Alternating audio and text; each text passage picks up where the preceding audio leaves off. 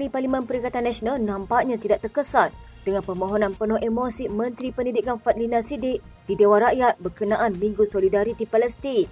Mereka sebaliknya mengkritik Fadlina dan berkata dia tidak perlu berlakon atas nama Palestin. Terdahulu, Fadlina dilihat menahan sebab ketika meminta sekolah diberi ruang untuk melaksanakan minggu itu. Dia juga menggesa ahli parlimen kerajaan dan juga pembangkang agar tidak mengganggu sekolah dan guru untuk melaksanakan tanggungjawab mereka.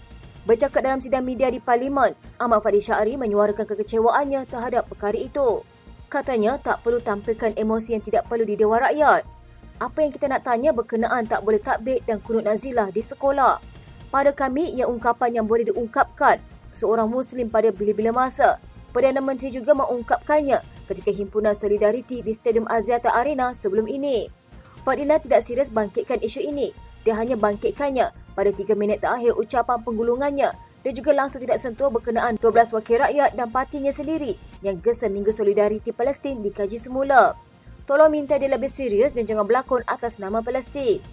Berkenaan takbir dan kunut nazilah, Fadlina berkata jangan susah hati kalau sekolah tak ada takbir, tak ada kunut nazilah. Ada sebab mengapa ia berlangsung dalam suasana aktiviti yang dibenarkan dan bersesuaian dengan sekolah tersebut. Idris Ahmad yang juga menyuarakan perkara sama dan bertanya jika Fadlina dan kementeriannya berdepan tekanan sehingga takbir dan kunut nazilah tidak boleh dibacakan ketika minggu tersebut. Dia berkata jika wujud tekanan seumpama itu, Perikatan Nasional sedia untuk menyuarakan sokongan terhadap Fadlina. Katanya kami berharap program Solidariti tidak dipolitikkan dan dijadikan isu untuk menyerang mana-mana pihak. Sementara itu, Afnan Hamimi Taib Azamuddin turut membidas kerajaan kerana menurutnya mengamalkan standard berbeza dalam sokongannya kepada Palestin. Katanya Perdana Menteri cakap sokong Palestin tapi di sekolah nak jelaskan sokongan kepada Palestin tidak boleh. Ahli Parlimen Kerajaan ada berbeza pandangan. Kalau Panglima Perdana Menteri cakap semua kena ikut. Seolah-olah dalam kerajaan ada banyak panglima. Siapa sebenarnya Perdana Menteri? Dia juga merujuk gesaan 12 wakil rakyat PKR sebelum ini agar Kementerian Pendidikan menilai semula pelaksanaan Minggu Solidariti Palestin. Semua ahli parlimen daripada Bersatu kekal istiqamah menyokong kepimpinan Presiden Parti Tan Sri Muhyiddin Yassin dan sebarang cubaan pihak luar memecah belahkan parti itu melalui tindakan dua ahli parlimennya yang bertindak menyokong kerajaan tidak akan berjaya. Perkara itu ditegaskan Setiausaha Agung Bersatu Datuk Seri Hamzah Zainuddin susulan tindakan ahli parlimen Kuala Kangsar Datuk Iskandar Zulkarnain Abdul Khalid dan ahli parlimen Labuan Datuk Suhaili Abdul Rahman yang baru-baru ini menyatakan sokongan kepada Perdana Menteri Datuk Seri Anwar Ibrahim. Katanya pada masa yang sama, Bersatu amat komited dalam usahanya memperkasa Perikatan Nasional yang sudah mendapat mandat dan sokongan besar rakyat dalam pilihan raya umum dan pilihan raya negeri lalu. Justru Bersatu tidak akan berkompromi dengan sebarang salah laku disiplin dalam kalangan ahli, khususnya membabitkan ahli parlimen maupun ahli Dewan Undangan Negeri. Isnin lalu, Suhaili dalam satu kenyataan menyatakan sokongannya kepada Perdana Menteri dan ia dibuat selepas mengambil kira semua permasalahan rakyat Labuan yang berdepan dengan kos sara hidup yang semakin tinggi serta gangguan bekalan air dan bekalan elektrik yang berterusan. Beliau ialah ahli parlimen kedua daripada Perikatan Nasional yang bertindak sedemikian selepas Iskandar Zulkarnain melakukan perkara sama pada 13 Oktober lalu. Mengulas lanjut, Hamzah berkata, Majlis Pimpinan Tertinggi Bersatu memutuskan Badan Pimpinan Negeri mengambil alih pengurusan bahagian Kuala Kangsar dan Labuan sementara menunggu keputusan Lembaga Disiplin terhadap dua ahli parlimen itu yang juga ketua bahagian di bahagian berkenaan. Selain itu, katanya Naib Presiden Parti, Datuk Dr. Razzie Jidin pula dilantik sebagai Ketua Badan Pimpinan Negeri Wilayah Persekutuan berkuat kuasa serta-merta bagi menggantikan Suhaili. Sebelum ini, Hamzah yang juga Setiausaha Agung PN mendakwa Iskandar Zulkarnain diugut supaya menyokong kerajaan dan jika enggan, beliau akan didakwa atas kesalahan rasuah. Beliau mendakwa tindakan menakut-nakutkan ahli parlimen Kuala Kangsar itu dipercayai bertujuan mendapatkan sokongan supaya kerajaan Madani kembali memperoleh sokongan 2/3 majoriti di parlimen. Bagaimanapun, Perdana Menteri menafikan dakwaan Hamzah dan menuntut beliau mengemukakan bukti selain menyifatkan tuduhan itu sesuatu yang serius dan sepatutnya dibuat laporan untuk disiasat. Menteri Pertahanan Datuk Seri Mahmud Hassan memberi peringatan kepada Batalion Malbat 850 11 Angkatan Tentera Malaysia yang akan berlepas ke selatan Lubnan bagi menyertai misi keamanan PBB di negara itu agar bersiap sedia untuk sebarang kemungkinan. Peringatan itu di tengah konflik yang kian memburuk di Gaza yang berdekatan dengan Lubnan. Muhammad berkata demikian ketika acara penghantaran kumpulan pertama Batalion Malbat 850 11 di Pangkalan Udara UTM di Subang, Selangor. diketuai Kelana Burhan Saguni. Malbat 85011 dianggotai 854 pegawai dan tentera ATM, 30 tentera Brunei dan seorang pegawai Kementerian Pertahanan. Kontijen ini akan menggantikan Malbat 85010 yang telah bertugas di Lubnan sejak kira-kira setahun lalu. Katanya, penugasan kali ini lebih mencabar ekoran konflik Israel Gaza yang mengakibatkan ribuan nyawa terkorban dan kemusnahan harta benda. Konflik bergolak ini secara langsung memberi kesan kepada situasi keselamatan di selatan Lubnan yang tentunya akan menyukarkan pengoperasian kontijen Malbat 10 dan 11. Saya harap saudara-saudari dalam kontijen akan sentiasa berwaspada dan bersiap sedia bagi menghadapi sebarang kemungkinan apabila menggantikan Malbat 85010. Kekalkan setiap berkecuali dan sentiasa utamakan keselamatan serta mematuhi peraturan dan prosedur yang ditetapkan pasukan interim PBB. Muhammad memberi jaminan anggota Malbat 85010 dilaporkan di selatan Lubnan dilaporkan dalam keadaan selamat walau di tengah ketegangan di Gaza. Malaysia menghantar pasukan tentera secara tahunan ke Lubnan sebagai penglibatan dalam UNIFIL yang bermula pada Januari 2007 susulan perang di Lubnan pada tahun sebelumnya. Kontijen Malaysia yang dinamakan sebagai Malbat 850 merupakan kontijen ke-6 terbesar dalam UNIFIL dengan 833 anggota. Malaysia telah terlibat dalam 37 misi PBB dengan 5 daripadanya masih berjalan. Selain misi pengaman di Lubnan, Malaysia turut menjadi pemerhati PBB di Kongo, Sudan, Sahara Barat dan Yaman.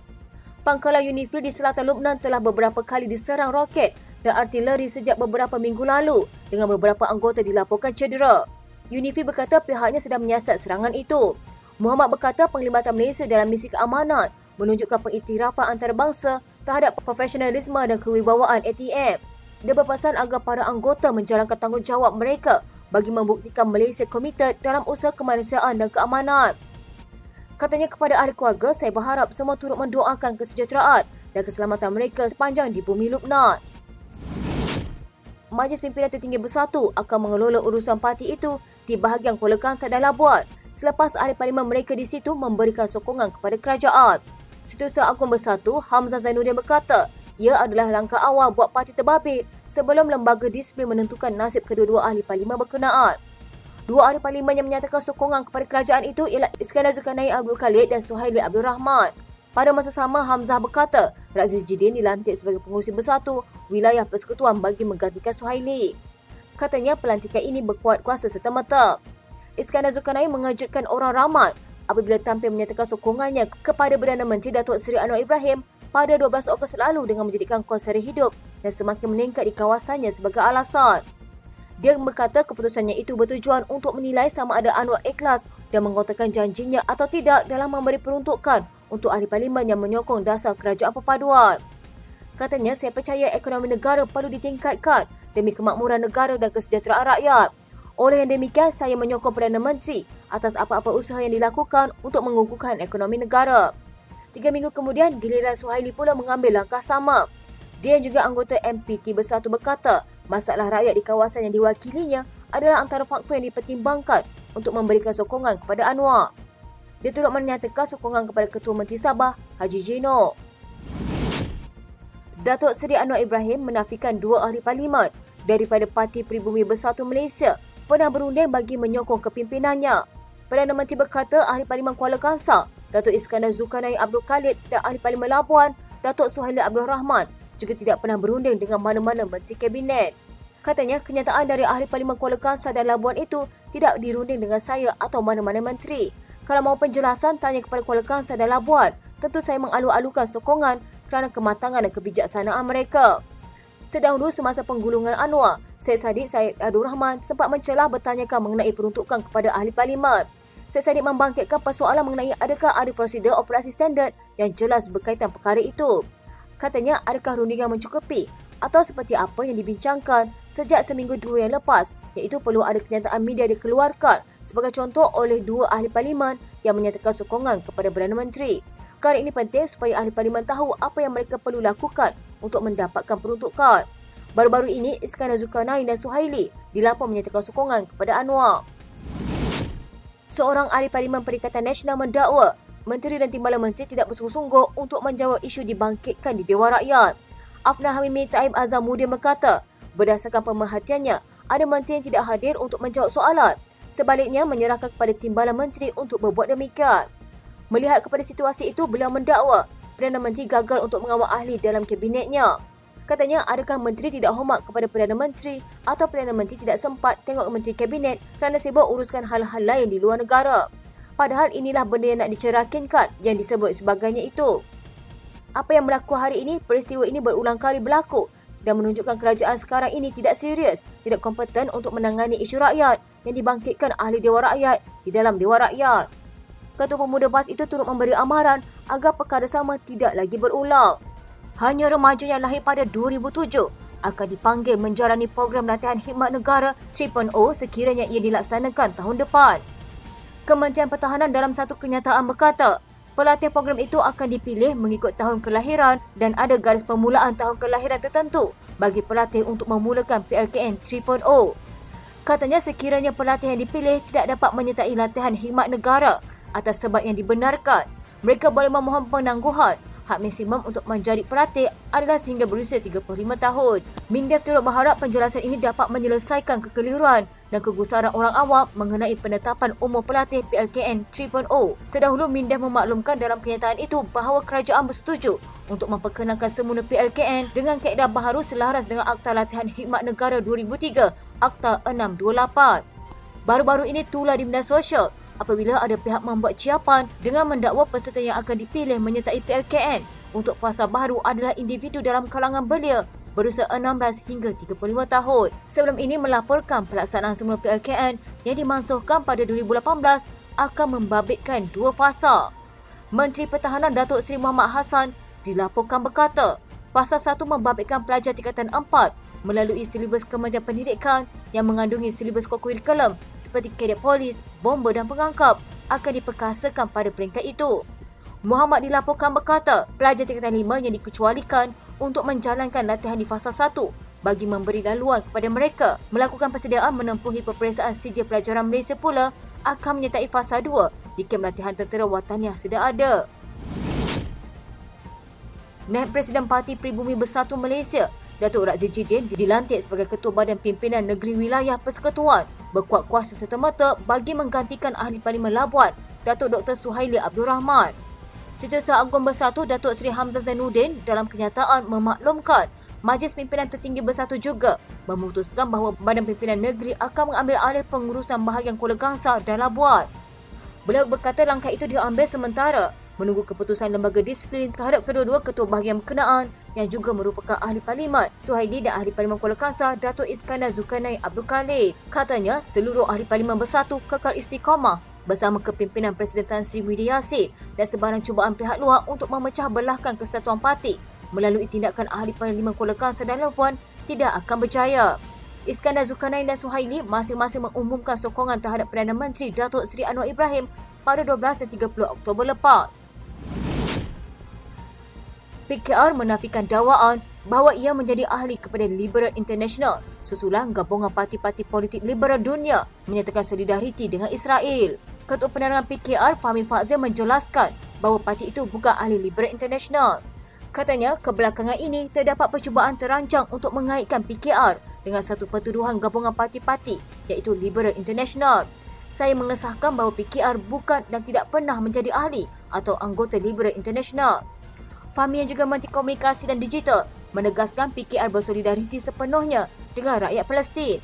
Katanya PKR juga mengacam dan mengutuk sekeras-kerasnya kekecaman rejim Zionis Israel yang terus menzalimi, menekan dan membunuh rakyat Palestin. Kenyataan itu dikeluarkan susulan sebuah klip tular di X yang disiarkan di laman web Liberal International yang memaparkan PKR yang diterajui oleh Perdana Menteri Datuk Seri Anwar Ibrahim disenaraikan sebagai parti ahli pemerhati di Asia. Semakkan di laman web itu juga mendapati gerakan yang juga adalah sekutu Gabungan Perikatan Nasional juga disenaraikan sebagai parti ahli pemerhati Liberal International. Pada 7 Oktober lalu, Biro Liberal International berkata ia bersolidariti dengan rakyat Israel dan mengutuk serangan terhadap orang awam serta mengiktiraf hak Israel untuk mempertahankan diri. Liberal International adalah sebuah organisasi parti politik liberal di seluruh dunia yang diasaskan pada tahun 1947. Ia adalah menjadi rangkaian utama bagi parti liberal yang bertujuan untuk mengukuhkan liberalisme di seluruh dunia. 4 negeri di bawah pentadbiran Perikatan Nasional disarang menubuhkan struktur rasmi Stage Government 4 bagi memulakan agenda pelaburan secara pantas. Perkara itu disuarakan bekas Perdana Menteri Tun Dr. Mahathir Mohamad dalam sesi pertemuan dengan Menteri Besar Terengganu, Datuk Seri Dr. Ahmad Samsuri Mokhtar dan Kepimpinan Negeri. Pengerusi Mobilisasi Proklamasi Orang Melayu, Datuk Seri Khairuddin Abu Hassan berkata, Tun M mengadakan mesyuarat secara tertutup hampir sejam setengah dengan Ahmad Samsuri serta Kepimpinan Kerajaan Negeri Terengganu mengenai perancangan pembangunan ekonomi negeri terbabit beserta SG4. Beliau berkata pertemuan berjalan dalam suasana cukup positif, turut memberi penerangan serta pencerahan mengenai kedudukan terkini pelaburan di negeri Terengganu dan negeri SG4 lain. Katanya dalam mesyuarat itu, Tun M menekankan mengenai penubuhan struktur rasmi SG4 bagi memulakan agenda pelaburan di 4 negeri iaitu Perlis, Kedah, Kelantan dan Terengganu secara pantas. Kepimpinan SG4 mestilah berteraskan pada business friendly state government bagi menarik lebih banyak FDI ke negeri terbabit. Keempat-empat negeri ini mestilah digabungkan sebagai satu badan untuk melaksanakan agenda pelaburan yang menguntungkan semua pihak. Beberapa pelaburan sudah dikenal pasti untuk SG4 memulakan perancangan pelaburan secara kolektif bagi memanfaatkan 4 negeri-negeri di bawah gabungan SG4. Khairuddin berkata pihaknya ke kediaman Presiden PAS Tan Sri Abdul Hadi Awang di Rusila Marang untuk jamuan makan tengah hari pada 12.30 hari. Beliau berkata mantan Perdana Menteri juga sempat menunaikan solat Zuhur di Masjid Tuan Guru serta meluangkan masa selama hampir sejam bersama Abdul Hadi membincangkan pelbagai isu-isu negara masa kini. Katanya dalam perjalanan pulang, Tun M sempat membuat lawatan ke kilang 2 usahawan makanan tempatan Adiksu dan Muslim Food di Kuala Terengganu bagi memberi sokongan moral ke arah mengembangkan lagi perniagaan mereka. Lawatan kerja ke Terengganu Tun M singgah di kedai celup Tepok Nong Batu Rakit sebelum pulang ke Kuala Lumpur. Perikatan Nasional mendakwa majoriti rakyat mahu mereka mengambil alih tampuk pentadbiran Putrajaya. Merujuk sentimen itu berdasarkan suara di media sosial. Setiausaha Agung Perikatan Nasional Hamzah Zainuddin berkata, orang ramai menyuarakan pendapat mereka di media sosial dengan mendakwa kerajaan pimpinan Anwar Ibrahim gagal menyelesaikan isu berkepentingan rakyat. Katanya kami tidak fikir nak ambil alih kerajaan atau tidak, tetapi dalam media sosial rakyat kata bila nak ambil alih, itu yang kita baca. Sebab itu kita bagi cadangan melalui perbahasan Belanjawan 2024 untuk buktikan kerajaan sekarang tak buat sesuatu untuk kepentingan rakyat. Hamzah yang juga ahli Parlimen Larut turut mendakwa kerajaan kini dalam keadaan celaru kerana ada percanggahan antara satu sama lain mengambil contoh penganjuran Minggu Solidariti Palestin di sekolah. Katanya, Perdana Menteri kata dah bincang dan Kabinet setuju, tetapi kita lihat yang bantah termasuk mereka bersetuju dalam Kabinet. Tiba-tiba mereka bangkang di luar. Ada PKR, DAP yang membangkang apa yang telah dipersetujui. Sebelum ini, 12 ahli Parlimen dan adun PKR menggesa Kementerian Pendidikan mengkaji semula keputusan menganjurkan Minggu Solidariti Palestin di sekolah bermula 29 Oktober hingga 3 November. Setiausaha Agung DAP, Lok Siu Fuk pula meminta KPM mengambil tindakan tata tertib terhadap penganjur kerana mempamerkan unsur kekerasan dan bersenjata di sekolah berkaitan penganjuran program itu. Mengulas lanjut, Hamzah berkata, kegagalan pentadbiran kerajaan termasuk membabitkan kesilapan Anwar dalam membentangkan Belanjawan 2024 berhubung hasil berkurangan 4 bilion ringgit sehingga terpaksa membuat ralat. Bagaimanapun katanya ralat dibuat termasuk menerusi surat bertarikh 17 Oktober iaitu sehari selepas beliau mendedahkannya membuktikan kerajaan tidak teliti dalam membuat perancangan. Katanya lebih malang kami tidak diberi peluang di Dewan Rakyat untuk membangkitkannya dan meminta penjelasan lanjut. Perikatan Nasional tidak akan meneruskan rundingan dengan wakil kerajaan mengenai peruntukan sama rata ahli Parlimen Pembangkang. Ketua Whip Perikatan Nasional Taqiyuddin Hasan menjelaskan rundingan di Ketua Timbalan Perdana Menteri Fadilah Yusof meminta Pembangkang menulis surat kepada kerajaan dengan menyatakan jaminan tertentu. Bagaimanapun ahli Parlimen Kota Baru itu tidak menjelaskan jaminan atau aku janji diminta oleh pemerintah. Katanya dulu masa Ismail Sabri Yaakob PM9 kerajaan yang tahu kepada Pembangkang untuk menandatangani memorandum kesefahaman. Kali ini kenapa kita pula kena hantar surat dan memberi aku janji tertentu? Sebab itu terhentinya, kita tidak akan tulis apa-apa untuk dapatkan peruntukan ahli parlimen. Beliau turut mengulangi dakwaannya bahawa janji untuk memberikan peruntukan kepada wakil rakyat terkandung dalam manifesto Pakatan Harapan. Pada September lalu, Fadilah mendedahkan ahli Parlimen Pembangkang tidak menghantar surat permohonan peruntukan di sebalik pelawaan kerajaan. Sebelum ini, ahli Parlimen Pasir Mas Ahmad Fadli Syahri mempersoalkan keperluan berunding dengan pemerintah untuk peruntukan sama rata. Beliau juga mahu pemerintah nyatakan apakah matlamat rundingan itu dan syaratnya di Dewan Rakyat. Bagaimanapun, pemerhati politik menjangkakan fenomena ahli Parlimen Pembangkang menyokong Perdana Menteri Datuk Seri Anwar Ibrahim akan terus berlaku kecuali satu persefahaman dimeterai antara pemerintah dan PN. Pengarah Eksekutif Ilham Center, Hisomudin Bakar percaya pemeteraian satu perjanjian kepercayaan dan perbekalan seperti ketika pentadbiran Ismail akan meredakan tekanan dalam kalangan ahli Parlimen PN. Pada 30 Oktober, Ahli Parlimen Labuan, Suhaili Abdul Rahman mengikut jejak langkah Ahli Parlimen Kuala Kangsar, Iskandar Zulkarnain Abdul Khalid apabila menyatakan sokongan kepada Anwar pada 12 Oktober lalu selepas mengambil kira rintihan pengundi mereka mengenai beban kos sehari hidup dan masalah setempat.